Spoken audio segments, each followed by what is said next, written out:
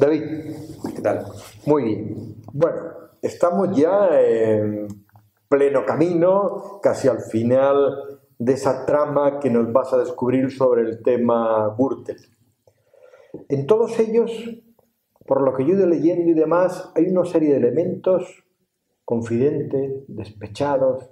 En todas las tramas, de alguna forma, esa gente está o se puede llegar al final gracias a esos elementos despechados o confidentes o colaboradores de la policía.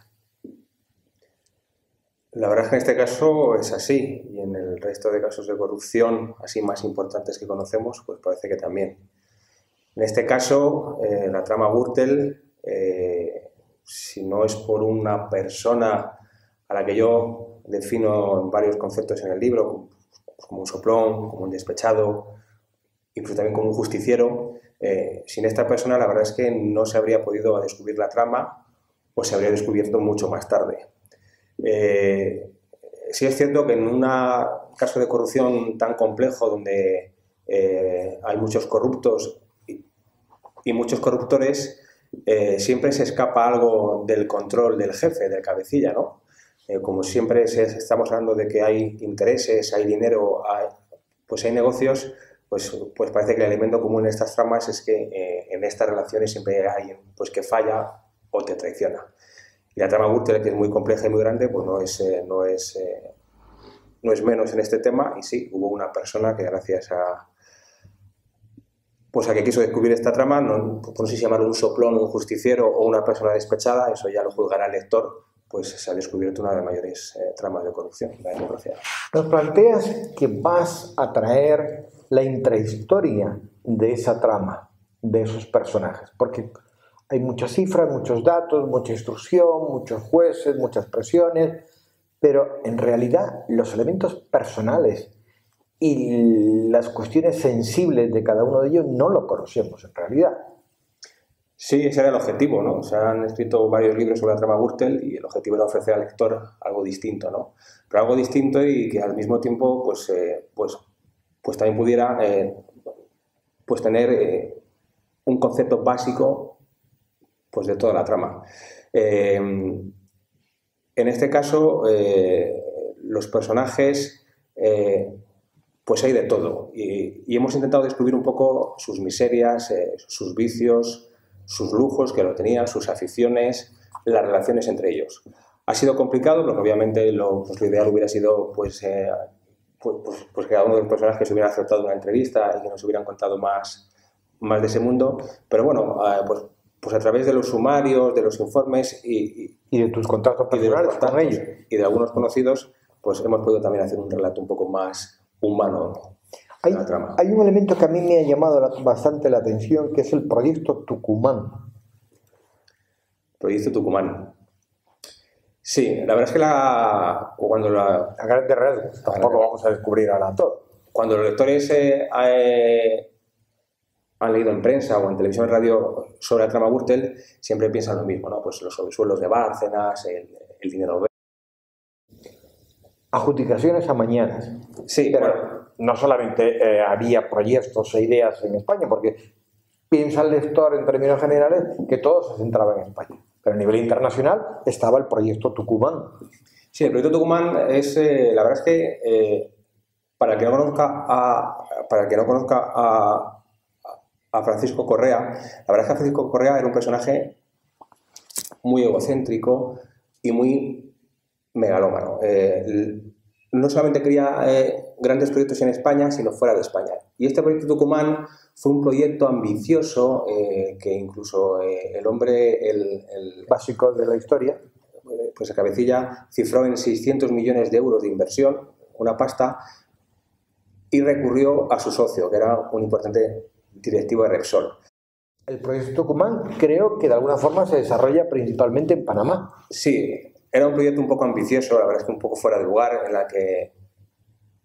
la que Pago Correa y su socio en el exterior, era José Ramón Blanco Balín, que era un directivo de Repsol, pues querían poner una especie de gasolinera, una gasolinera descomunal, para que los barcos que atraviesan el estrecho de Canal pues tuvieran donde repostar.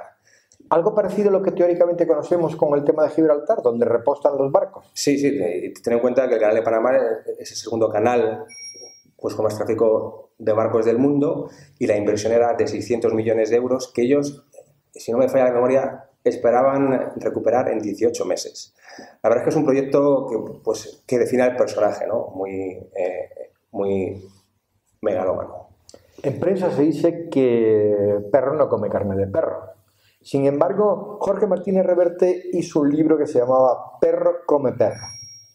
En este libro veremos algo relacionado con el mundo de la prensa y su interrelación con la trama Gürtel.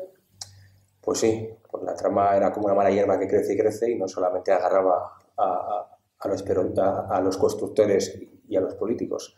También veremos que hay algún periodista implicado. Bueno, de momento lo dejamos ahí y quien quiera saber más, como es lógico, 1, que apoye el libro y 2, que lo lea.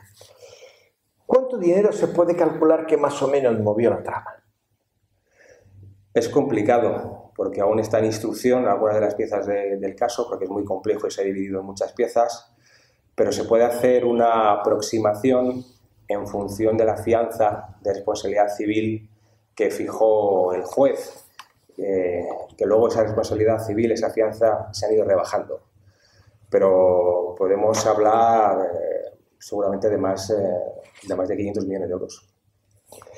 ¿Qué le podemos decir a las personas que apoyen con su mecenazgo este proyecto? ¿Qué van a encontrar que teóricamente no hayan encontrado hasta ahora? Pues a mí me gustó mucho la frase que me dijo una de las personas implicadas, uno de los protagonistas del libro, que sí se entrevistó con nosotros, que me dijo que la trama Gürtel había sido como un cometa, porque gracias a que se había descubierto y se había conocido, había arrastrado muchas conciencias. Me gustaría que la gente, pues cuando leyera el libro, pues encontrara un poco un fiel reflejo del país, ¿no? Y cómo ha sido un poco pues la trama de corrupción en estos años. Hemos visto a Urdangarín, hemos visto a Pujol, a Jordi Pujol, hemos visto la Púnica, pero yo creo que la trama Gürtel fue la primera y en ese sentido ha servido, como dijo esta persona, para arrastrar conciencias y para que la gente entendiera qué es lo que hay pues, debajo de la política. David, Gürtel, la trama y el saqueo de los seres van a ser los pioneros de la colección e investigación.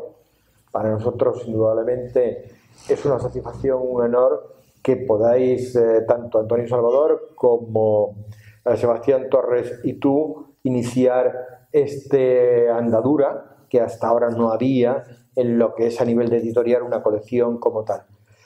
¿Qué le podrías decir para finalizar a los lectores y a los posibles mecenas respecto a por qué tienen que apoyarnos? Bueno, porque yo creo que conocer la historia y conocer los errores que se han cometido en un país sirven y ayudan a no repetirlos. En ese sentido, yo creo que la trama Gürtel refleja mucho de los vicios y los complejos de este país y creo que todo el mundo debería conocer. Bueno, ya solo nos queda decirle que libros.com y su colección de investigación también entrarán en campaña próximamente con esos 2 elementos, la corrupción, la trama Gürtel y el saqueo de los seres.